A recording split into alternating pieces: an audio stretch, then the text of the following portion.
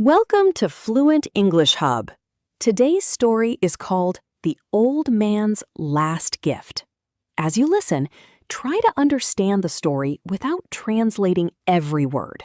Relax, enjoy the story, and improve your English naturally. Let's begin. Have you ever met someone who changed your life without giving you money or expensive gifts? Sometimes the greatest gifts cannot be touched. They are lessons. They are memories. They are acts of kindness that stay in our hearts forever. This is the story of an old man whose final gift changed an entire town. My name is Ethan Miller. I am 26 years old, and I live in the small town of Willow Creek. Life in Willow Creek was peaceful.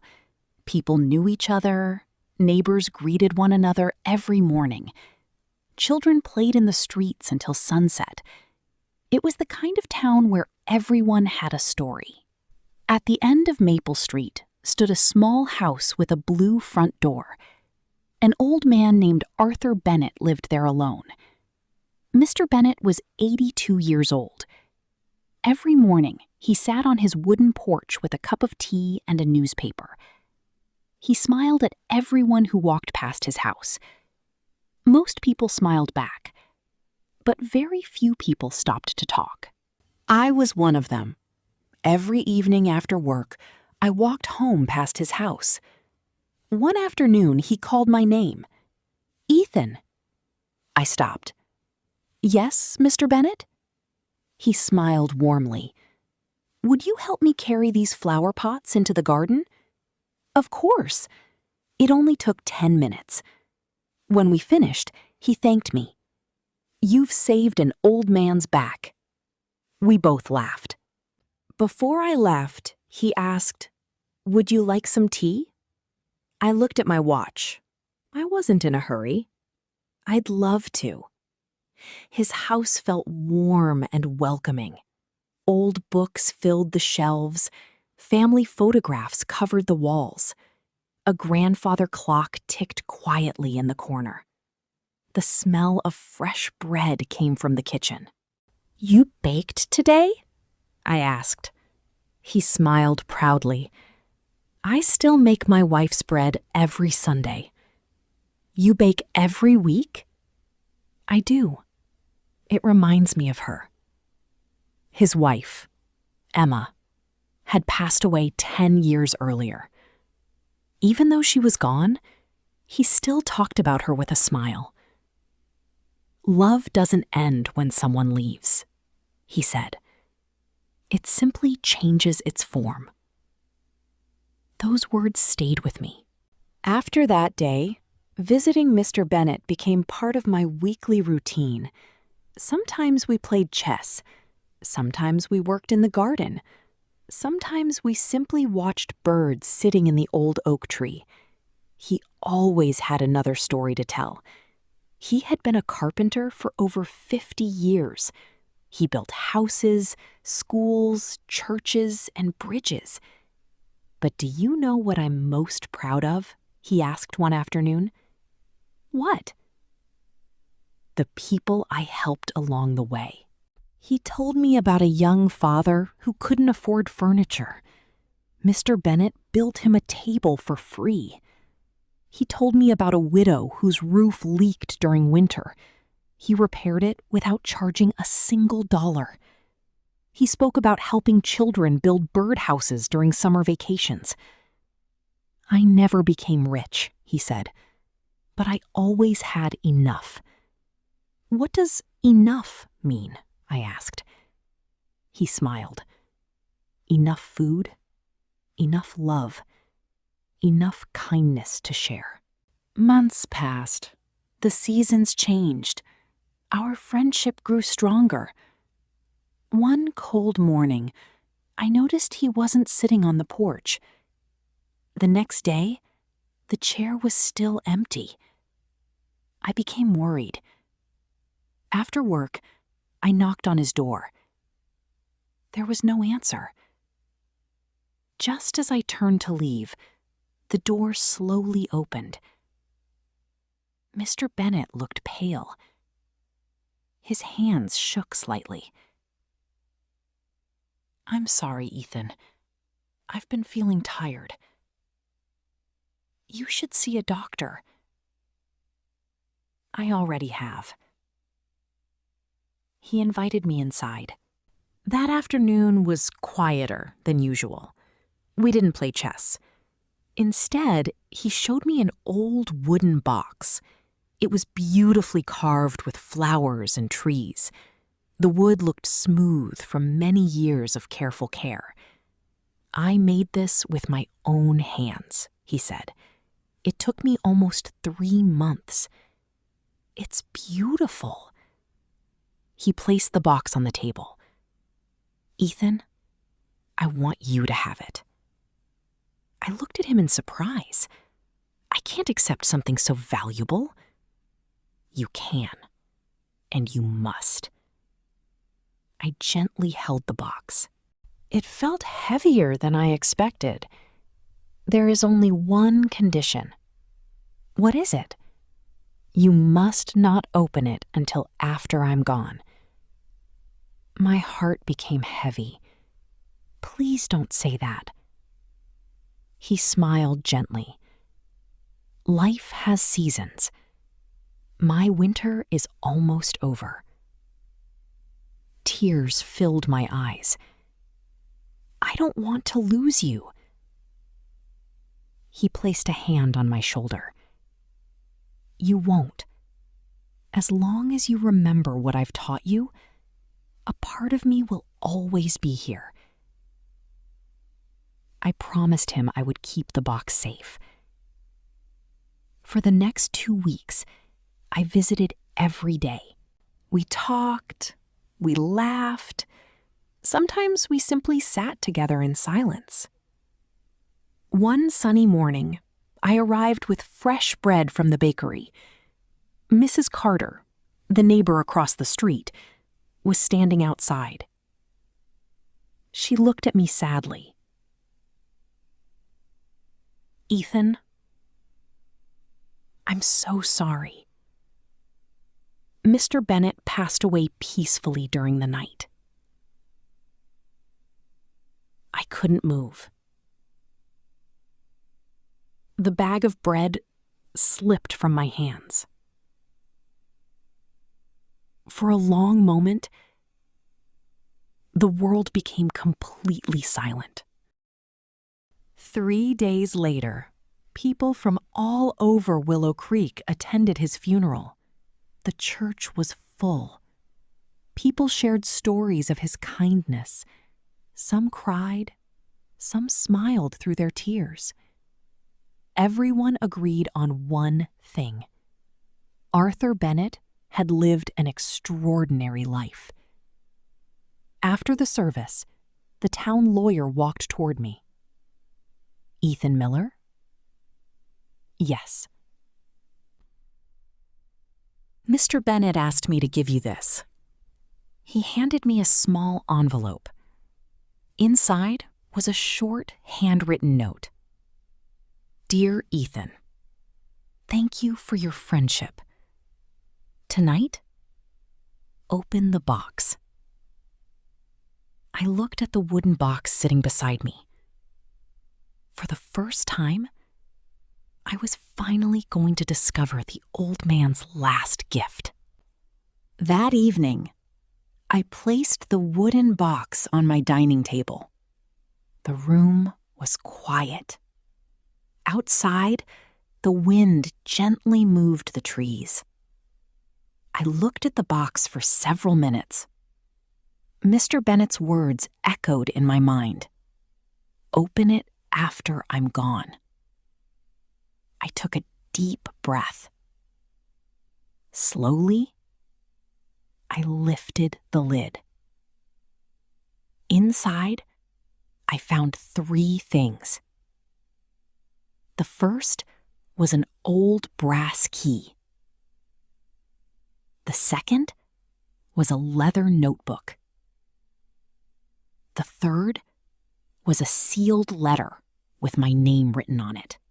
I opened the letter first. It read, "Dear Ethan, if you are reading this letter, it means my journey has come to an end. Please do not be sad. I lived a long and happy life. I made mistakes, learned many lessons, and met wonderful people. Now I have one final favor to ask. The brass key opens my old workshop behind the house. Most people think it is empty. It is not. Everything inside belongs to the future, not to me. I hope you will understand when you open the door. Remember this. People are remembered not because of what they own, but because of what they give. Thank you for being my friend. Arthur Bennett." I folded the letter carefully. The next morning, I walked behind Mr. Bennett's house. His old workshop stood quietly beneath a large oak tree. I had passed it many times before. I had never been inside. I placed the brass key into the lock. The old door opened with a soft creak. Sunlight entered through the dusty windows. I stood there in complete surprise. The workshop was beautiful. Wooden tables filled the room. Every wall held carefully arranged tools. Half-finished chairs, tables, shelves, and toys stood neatly in rows. Everything looked as if Mr. Bennett had simply stepped outside for a moment. Then I noticed another note hanging above his workbench. It said, "Finish what I could not finish." I slowly walked around the room. In one corner were dozens of handmade wooden toys, small trains, toy boats, dolls, building blocks. Each one had been sanded until it felt smooth. In another corner were beautiful bookshelves waiting to be assembled. There were small desks for children, rocking chairs, birdhouses. Everything had little paper labels attached. One label read, "For the Children's Hospital." Another said, "For the Public Library." A third read, "For families who cannot afford furniture." Tears filled my eyes. Even during the last months of his life, Mr. Bennett had been thinking about helping others, not himself, others. I opened the leather notebook. Inside were names and addresses. Beside every name was a short note. Mrs. Green, new bookshelf for her grandchildren. Willow Creek School, 6 reading tables. Community Center, 20 wooden chairs. On the final page, one sentence was written in large letters. Kindness unfinished is kindness waiting for someone else. I closed the notebook. At that moment, I knew exactly what I had to do. The following weekend, I invited several friends to the workshop. Without hesitation, they agreed to help. One friend was a painter. Another was an electrician. One had worked as a carpenter for many years. Every Saturday morning, we gathered in the workshop. We repaired furniture, we painted tables, we finished toys. Slowly, Mr. Bennett's dream became our dream. Word spread throughout Willow Creek. More volunteers arrived. High school students offered their weekends. Retired carpenters shared their skills. Even children helped by sanding small pieces of wood. The workshop, once silent, became full of laughter. One afternoon, we delivered the first bookshelves to the public library. The librarian smiled with tears in her eyes. "They're beautiful." I smiled. "They're from Arthur Bennett." She placed a small brass plaque on one shelf. It read, made with kindness, shared with love. A few weeks later, we delivered wooden toys to the children's hospital. The children laughed as they played. One little girl hugged a handmade teddy bear. "It's the best gift I've ever received," she whispered. At that moment, I understood something important. The greatest gifts are not expensive. They come from the heart. Months passed. The old workshop became known as the Bennett Workshop. People from nearby towns came to volunteer. Local businesses donated wood and tools. Young people learned woodworking from experienced craftsmen. Every finished project carried the same small wooden tag: inspired by Arthur Bennett. One sunny afternoon, almost a year after Mr. Bennett's passing, the mayor visited the workshop. He looked around in amazement. "I had no idea this place existed." "It almost didn't," I replied. The mayor smiled. "I think the town owes Arthur Bennett something." A month later, the town organized a special ceremony. People gathered in the town square. Families, teachers, children, neighbors. The mayor stepped onto the stage. "Today," he announced, "we honor a man whose kindness continues to change lives." He uncovered a beautiful wooden sign. It read, "Arthur Bennett Community Workshop. Building furniture, building hope." Everyone applauded. I looked toward the old oak tree beside the workshop. For a moment, I imagined Mr. Bennett sitting there with a cup of tea and his familiar smile. I could almost hear his voice. Enough food, enough love, enough kindness to share. Years later, I often welcomed new volunteers. Many of them asked the same question: who started this workshop? I always smiled before answering. It was started by one old man, a man who believed that the best gift you can leave behind is a reason for others to keep helping. His workshop is still open today. Children still build birdhouses there. Families still receive handmade furniture. Hospitals still receive wooden toys. And every new volunteer hears Arthur Bennett's story. Because one person's kindness never truly ends. It simply finds new hands. Thank you for listening to The Old Man's Last Gift.